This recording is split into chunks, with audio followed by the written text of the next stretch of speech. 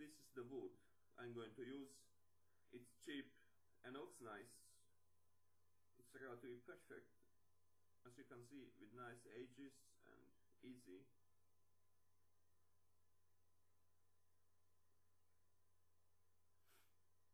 And now you can see, you can watch me working, and this is the floor I'm working on. I clean it as much as possible using vacuum cleaner and all the tools, but it is one old floor, maybe 100-year old, and it is hardwood. I couldn't sand it because it is too damaged with too big holes between it. And the only way was to add carpet or pine wood floor. And you can see me cutting wood. That's the tool I use for the most, for cut all wood. It's relatively quick.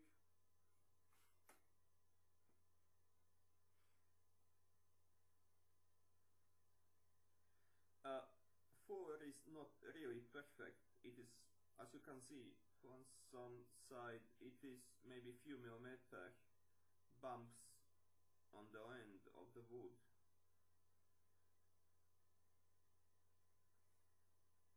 But that's the reason that I'm going to use silicone. And I'm going to add even screws in this floor to keep it really strong, and to prevent it of making any noise. I'm going to use this kind of silicone. It is relatively expensive. It costs some €7, 6-7 euro for each, but it is really high quality, very good silicone.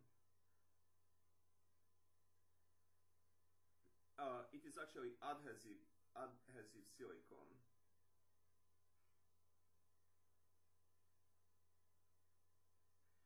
The best thing with this adhesive silicone is that it's really strong, and it is really easy to work with it. I just add it on the few spots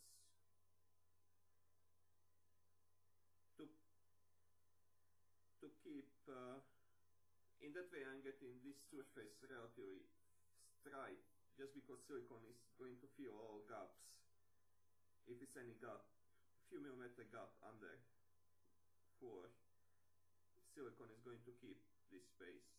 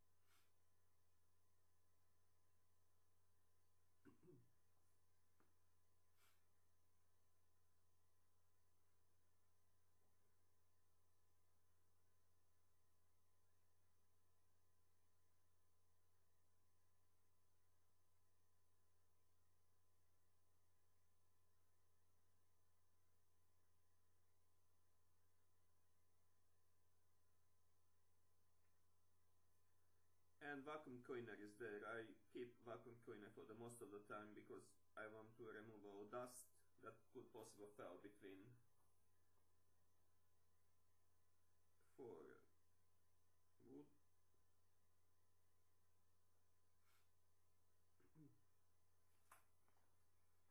And I'm going to add 4.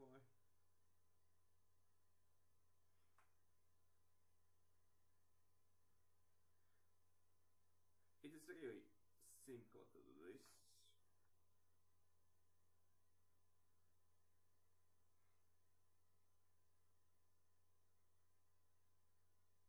I haven't any really professional material tools for this. I just use piece of wood, but it works very well.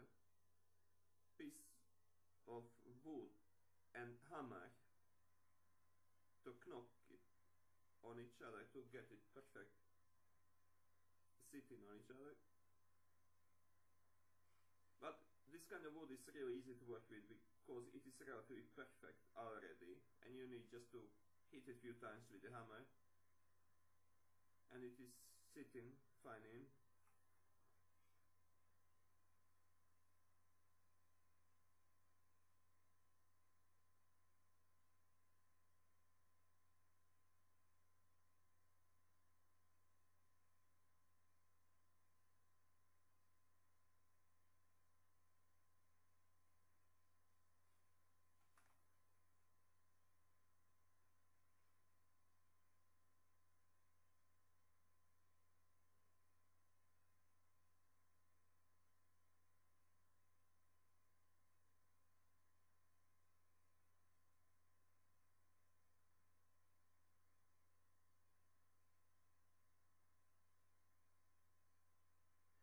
The most important actually to get this force right, it is to take care how to put the first two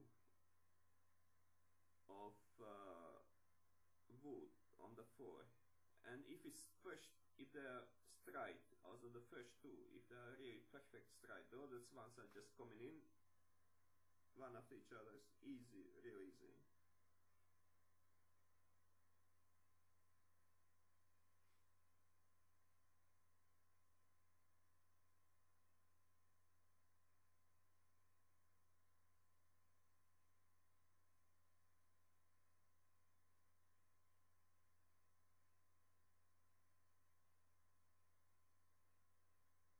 Also, it is really something that anyone can do.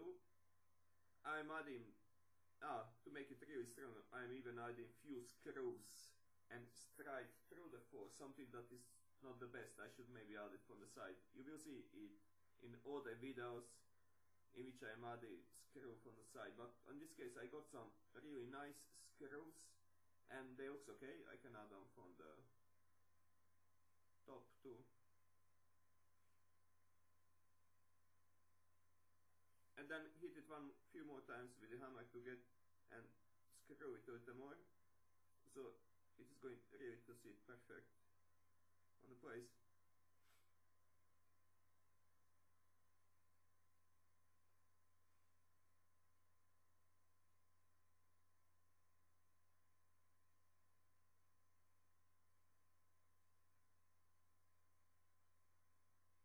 And it is how it looks like.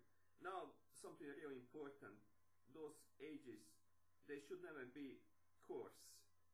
They should be always like this, like in T. I mean, you can see this is one connection between piece of wood, and on the next one is over there. Also, it should never be, to get it really stable. That's one of the mistakes many people does. And this is silicone. Actually, I'm going to use. You see how strong it is. It is more adhesive than silicone. It is really strong and works well even as silicone in many places. And what is excellent, I tried it, it worked excellent, is it works like camel shoes, camel feet, so you can see it can keep really weight, and if you put it on the floor, when you step on the floor you are spreading your weight over many points, and so it works excellent. No noise, nothing, and you need just few tubes, you don't need plenty of it, so it is actually not expensive.